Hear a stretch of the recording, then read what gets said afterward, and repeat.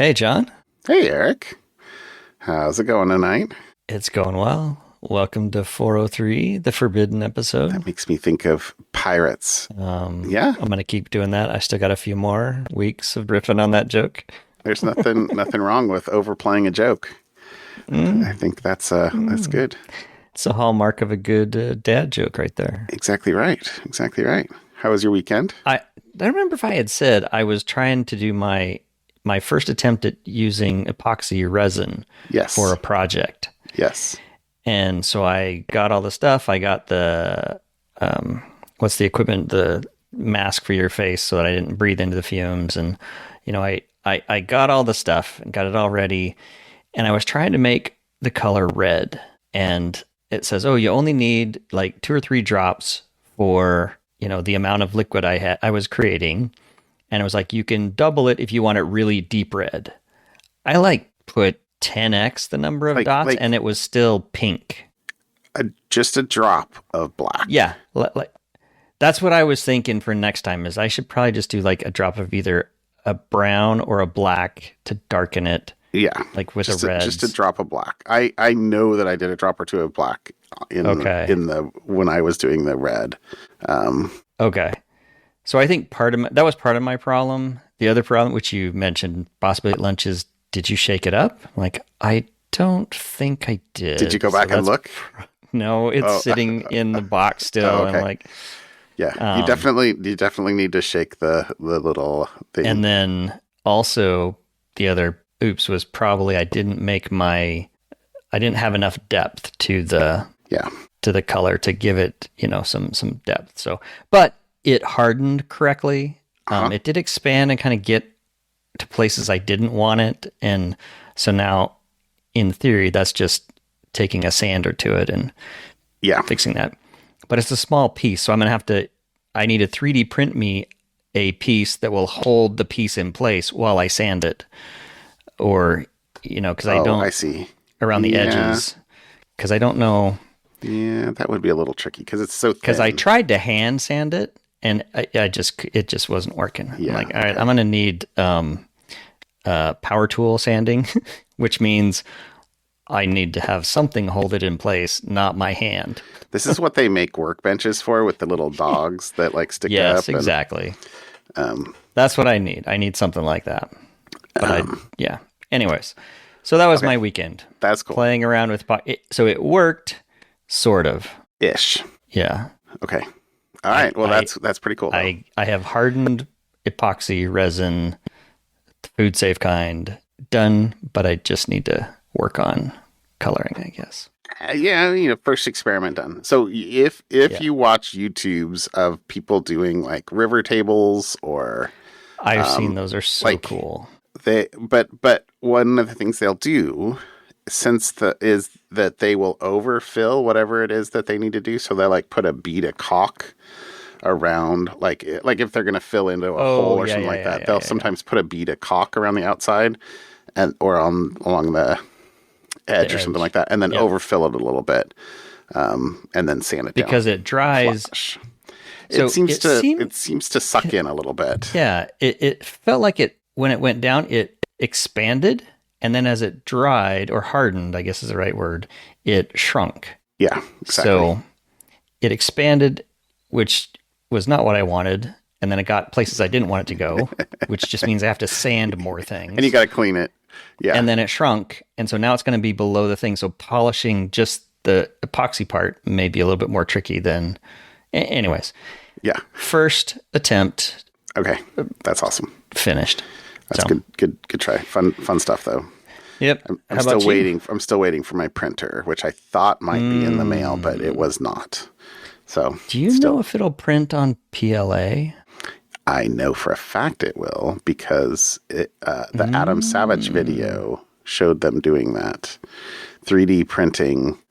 They were doing models. And that's right. And then printing on the model. It has to be flat though. So my little things that I was doing that they are flat, and I could print some blank ones. Exactly right. And then you can. I like this idea. Exactly. Yeah, exactly. It's coming. I had a very exciting week. It was calf week and it was honey week. And by calf week, you're not talking about exercise for your legs. No. Had a calf born last. It's not leg day. Last Thursday. No, it's not leg day. But the calf did not nurse on mom. Or mom is a first-time heifer, and she did not nurse. So we've been bottle feeding the calf. I imagine that's yes, occupying a lot of time. Yes. I mean, it doesn't take that much time, but still, like my alarm's having to go off at 5:30 in the morning. How many weeks do you got to do this? So he's actually, like, we noticed 2 days ago, or maybe it was just yesterday, he was nursing, which does not normally happen. Normally, like, once you go, it's done. So fingers crossed. It's kind of, so we didn't. Fingers crossed he's a late bloomer, or mom's a late bloomer. Tonight. So last night, it was totally last night that we noticed that we saw it, and maybe it was because we were a little late. Whatever, I don't know. But he didn't drink his whole bottle last night, and we were like, "Oh, that's awesome!" But he was starving this morning. But then, like tonight, I was in the pen, and I know he was getting milk. So we didn't feed him tonight. My hope is that, like, hunger is a good motivator, and also you got to keep the cow in.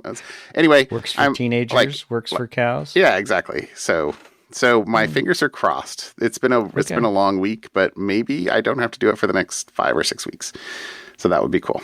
My fingers crossed for you. It is a boy, and that was the easy part of everything. Does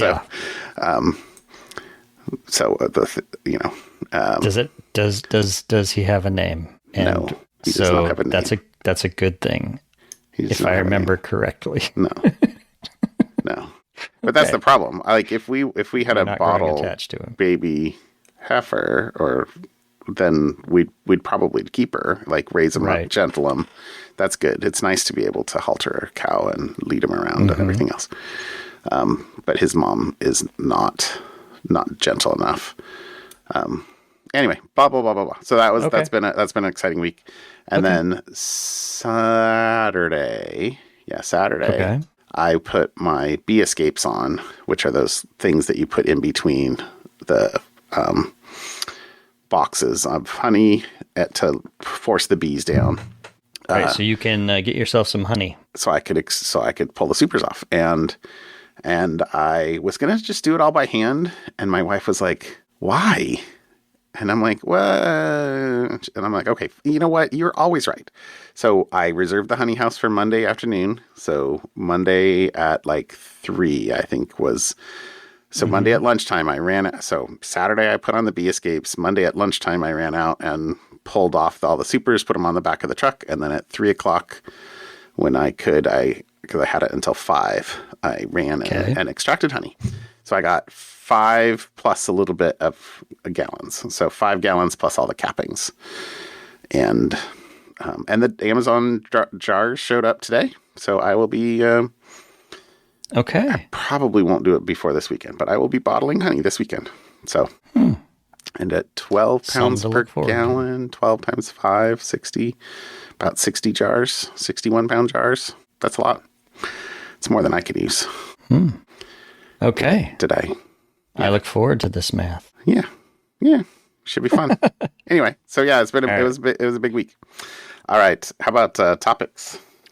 So I threw something in follow-up. I don't know if you saw it. It was episode 384, where we talked. The episode was called Farm MacGyver. So still talking farms. What was I doing? I don't remember what you were farming, but you were farming something. And it was about a guy who had used that kill switch to sabotage if he was no longer working for the company. He got laid off, yeah. Right. There was a "Is David Liu enabled in Active Directory" flag, which if false, it did things. And this was happening in 2016.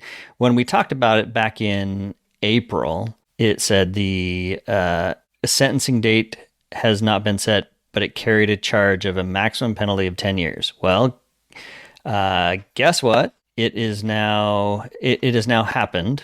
He was sentenced to 4 years in prison, I guess. It ended up being so. there he goes. He didn't get away with it and got 4 years in jail instead of out of a maximum of 10. So don't sabotage your boss's computer systems on your way out. Just, note to self. All right. Okay. So, well, interesting. Yeah, I remember that story. And then on to that one, we have, this kind of is follow up because we've talked about this numerous times. My official topic is the robocall action. So the FCC. Oh, I saw this today. Has blocked more than 1,200 voice service providers for failing to comply with the anti-robocall regulations. Out of approximately 2,400 companies that received compliance warnings. So I think we talked about, like, the most recent one we talked about was the company that was from Texas that was sending robocalls about Joe Biden in New Hampshire or Vermont or someplace. They had robocalled things and got themselves into a little bit of trouble. Right. Well, the FCC now has kicked out 1,200 service providers, and another 1,200, I guess, are on the naughty list, but must not have been bad enough to get kicked out. So this is what they called Operation Robocall Roundup, and it focuses on that whole stir, shaken protocol system. Yeah. That's the piece that allows the telecommunication carriers to verify the identity of the callers before they start routing the calls throughout the networks. And so the FCC, they've invested a bunch of money into this, and it's only really effective on modern voice over IP networks, but the older infrastructure, which apparently there's still lots of that around, still vulnerable. So I don't know the details of that. I don't know. I guess, man, it's been years. It seems like it's been years since I looked at the stir shaken. Yeah. I like in my head, it's like TLS for voice. Yeah, essentially. Good on the FCC. Yeah. To keep going after rogue folks who are ruining my phone, because they now have all shifted to texting me messages. Oh, yeah. Hello. Hi. Here's a image. I just get text messages all the time now. I don't get so many robocalls anymore, but I do get text messages. That's true. Yep. I got a scam text today, but it was detected, which is good. Yeah. Anyway. Nicely done. Pat ourselves on the back for that one. That's right. All right. Cool. What did you got? Mine was not about AI. So yours wasn't about AI. So this is like a non-AI week. I don't know what's up with that. Huh. This is another, I think this was from a DEF CON talk a couple weeks ago. But it was password managers vulnerable to extension clickjacking. And at least according to the image in the article, like all the password managers practically were vulnerable in one way or another. So including 1Password, Bitwarden, Dashlane, NPass, iCloud Passwords, Keeper, LastPass, LogMeOnce, NordPass, ProtonPass, and RoboForm are the password managers that were tested in here. Okay. And it looks like they pretty much were, how many clicks did it take? And most were one click. To do what? So basically, steal a password, it sounds like, and of course the details aren't entirely in here, but it sounds like you have to control a website. Okay. But if you control a website, you can create a fake site with a intrusive pop-up, such as a login screen or a cookie consent banner. But then you embed an invisible login form with a zero opacity, so that when the user clicks somewhere, they're actually clicking on the form. And the password manager extension autofills the password and populates the form. And then since you control the web page, you then exfiltrate that data and send it to your server under control. Okay. So, but I mean, the user has to, sometimes these are good exploits to figure out. I mean, the user has to be running an extension that you control, and they have to visit a web page you control. So wait, they have to be running an extension you control as well? You have to install a malicious extension? This is it was a DOM-based extension clickjacking is the name of the title. And because I was thinking... it says the new technique detailed by Toth essentially involves using a malicious script to manipulate UI elements in a web page that browser extensions inject into the DOM. Oh, but maybe they're just meaning the password manager extensions. Yeah, because what I was thinking is those less trustworthy ad networks, like the ones where you get that my wife gets these all the time, and I don't know why it only hits her, but nobody else. It's the news website she go to have less trustworthy, and it'll pop up your computer is infected. Click here. Oh, totally. Yes. So I feel like this exploit could probably run through one of those malicious ad networks. I don't know how much of the JavaScript they could do, but yes, that's interesting. Yeah, exactly. Okay. So let's see. Yeah, a single click anywhere on an attacker-controlled website could allow attackers to steal users' data. It's general and can be applied to other types of extensions. So, and unfortunately, 1Password and LastPassword marked these findings as informative, but don't have a fix out. Although, sounds like thought there was a comment that software supply chain security firm Socket said Bitwarden, NPass, and iCloud passwords are actively working on fixes. I guess I would not be affected because I use 1Password, but I don't use the browser plugin piece of 1Password. Oh, then you would be fine. just launch the app, and because you can from inside, when you're inside the app, I just click copy and paste. And I don't know if I have the hotkey memorized. I think it's Command Shift Space. Yeah. And then that'll pop up a little mini, and then you can type something, and then Command Shift C is copy the password. And anyway, so yeah, I've got the hotkeys in muscle memory. I had to just kind of do them myself to remember what they actually were. I guess I do have the extension. I have the extension installed. I guess my suspicion of the extension is paying off. Your paranoia becomes you. Yes. Good for you. Yeah. No, there was a recommendation in here that let's see. Until fixes are available, it's advised that users disable the autofill function in their password managers and only use copy paste. Okay, so you can have it in Chromium-based browsers. It's recommended to configure site access to on-click in extension settings. This configuration allows users to manually control autofill functionality. So okay. I never trusted autofill anyways. And I never trusted the autofill and then submit. It was convenient, but it always freaked me out. I tried it for a while and was like, nope, moving on. I have defaults enabled. All right. Something fun? All right. How about something fun? So mine, strangely enough, well, maybe not strangely enough, I found mine as an advertisement, a sponsored ad that was put in front of me while looking at Instagram. And it was for a retro Commodore. You remember the old Commodore 64? I have one in my closet. What do you mean, remember?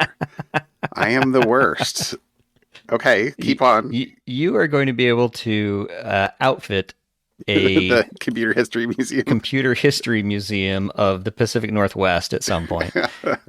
They will come for you and say, do you have those zip drives still and jazz drives? Why, yes, I do. I probably do. I'm the worst. You remember those. Don't look at those boxes back there. Don't look at the boxes behind my head. Commodore.net. Commodore 64. Okay. They've kept true to the actual hardware, but they've added some improvements like HDMI instead of the old RCA jacks. Okay. For video jacks. So it's got HDMI, it's got Ethernet, it's got a few different things. But is this like a Kickstarter? Well, that's what's interesting is it's not a Kickstarter. They're trying to fund this and get enough people without a Kickstarter. So it's Kickstarter-like, but not using Kickstarter because they're like, we wanted to give the savings and pass the savings on to you because we are pretty confident. I guess we'd have to look at the people who own it, but they went and bought the Commodore 64 actual brand and name, and they've spent a bunch of money. It's some of the original, like it's a bunch of graybeards, original guys on the Commodore 64 are bringing it back for nostalgic purposes, but with a few modern twists. Like instead of a tape drive, it's a USB drive that you plug in a USB, and it comes loaded with a whole bunch of stuff because memory is much cheaper now than it was in the 80s. Okay. So I just thought it was fun. It's like $400, $300. Original retro games compatible with or comes with? So compatible, it comes with 50, but it's compatible with everything. It's backwards compatible. If you have those discs still somewhere or tapes somewhere, you can plug them into this and they're asserting they will work. And I thought, that's kind of fun. I don't know if I want to spend $300 on it because I would also probably want the $350 one, which is kind of the cool translucent with colored LEDs. It's just the keyboard box. So there's no extra parts to it. It's just basically the keyboard box. You can see it on the website, commodore.net. It looks cool. And I'm half tempted, but I don't think I'll pull the trigger. But they've got, they've got 3 different versions. They've got an ultimate gold-plated version. They've got the LED fancy one, and they've got the original kind of beige. You would have to do the original one. That's the only one that you could do like that. I'm sorry, looking at them, I'm like, but I should really go see if I really have, because my recollection is my parents brought it to me at some point and were like, get this out of our garage. Right. We don't want this anymore. Or maybe it was, can I throw this away? And I was like, like that was my first computer. Yeah. We had Franklin, the Apple II clone. I had a neighbor, buddy of mine, who had the Commodore 64, and we would go over and play on his all the time. It was, anyways, nostalgia makes a comeback. Yeah. Okay. So there you go. Very cool. Very cool. Okay. So my something fun, since this was Honey Week, there was a recent article I saw on Smithsonian about they found and identified sticky goo in some 2,500-year-old pots found in a shrine in southern Italy, and it was confirmed to be honey. Didn't we have one from the Egyptian pyramids? I believe, yes. Didn't you have something fun? Oh, probably. Yes. I know. I remember. I remember from Egypt. Honey from Egypt found somewhere. Yeah. Honey all over the place. Wow. Well, it was the food of the gods, land of milk and honey. And I don't know, whatever else. Ambrosia. Anyway, yeah. Okay. Yeah. So honey in Italy from 2,500 years ago. Okay. So I guess that would be, 500 BC. But the jars were unearthed in the mid 50s, and they attempted to identify it. The first conjecture was it was honey, because they're like, oh, look at this. But they attempted to test it, and I guess technology at the time, they were not able to positively identify it. But and it's been tried a couple times in the decades since, because there was another comment in here that several teams tried between the 1950s and the 1980s. It said the scientists eventually concluded the jars held animal or vegetable fat that had become contaminated by pollen and insect parts. But when the jars were going to the University of Oxford for a 2019 exhibition, they reinvestigated the goo.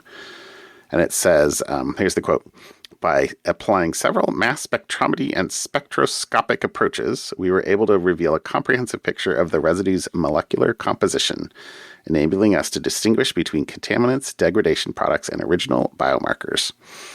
The smoking gun for honey was finding sugars right in the heart of the residue. Testing also revealed the presence of royal jelly, a milky protein secreted by honeybees, as well as peptides from the relative of a parasitic mite that feeds on honeybee larvae. So basically, mites have been around forever. Multiple confirming pieces of evidence. Nice. And yeah, honey exists. And I'm running actually a little experiment here, I will say. This is just doesn't really matter. But I got a sourdough warming pad. I don't know if sorry, you can't see this in. Okay. That I'm attempting to decrystallize honey by putting a honey jar on a sourdough warming pad that you can control the temperature on. Because you don't want to raise, and I don't know that, I mean, it's working. Seems super slow. So I don't know. I think boiling in water or like warming water and putting it in warm water is probably faster. But it seems to be working. I found this because I when I was getting out all the extraction equipment and stuff, I was like, oh, crumb, I still have two 2-gallon jugs from last year that we haven't touched and I haven't bottled or anything. And I was like, I wonder if they have a honey warmer on Amazon. And they don't really, I mean, they do, that they have expensive, blah, blah, blah. But this kind of came up as a suggestion. I was like, oh, that's interesting. My wife was like, you bought what? What? I bought a sourdough warmer. Like, All right. Fun. right. There you go. Honey lass. Good stuff. Thanks, John. All right, my friend. Have a good evening. Talk to you later. I'll talk to you later, Eric. Bye. Bye.